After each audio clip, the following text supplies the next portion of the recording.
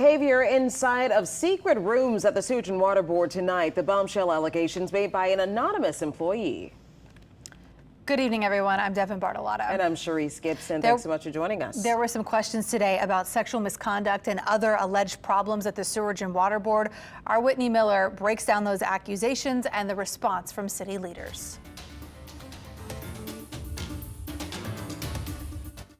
I actually can't even believe that I'm asking this question, but explain to me the situation around a apparent sex room at the Carrollton plant. It's stranger than fiction. Council members flooding leaders of the city's Sewerage and Water Board with questions about a break room allegedly used for sex inside the Carrollton plant. Were you aware that there was this break room?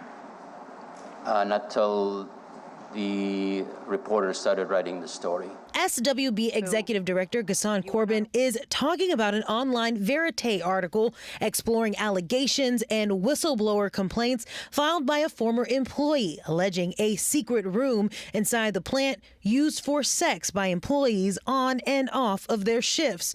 According to Corbin, the allegations are not fair. A story that's written in a very dramatic way to get attention is just an unfair way to describe how things are happening at the Sewerage and Water. It's certainly not our DNA.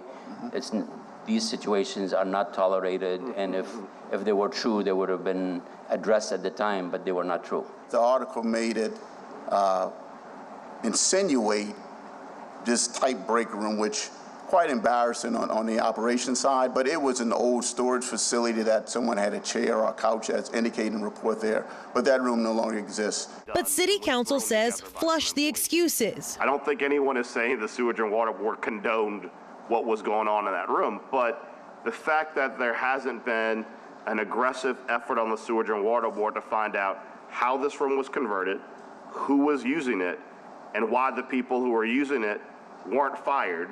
And if any supervisors were aware of it, why aren't they fired? I was able to speak on the phone with this whistleblower today who says ever since beginning with the department several years ago, they've been harassed by peers and supervisors. This former employee took cell phone video of this alleged sex room, and they say this is one of many infractions that they've encountered since working with the Sewerage and Water Board. Infractions that led Councilmember J.P. Morrell to share this advice. It would help us to help you if when these investigations came out, there was an aggressive effort on Sewerage and Water Board to get to the root of these issues and to terminate all the people involved. In Orleans Parish, Whitney Miller, Eyewitness News. The council also brought up concerns about payroll and fraud allegations. SWB officials say the employee involved in the most recent case was fired and stricter policies were put in place to prevent any further fraud.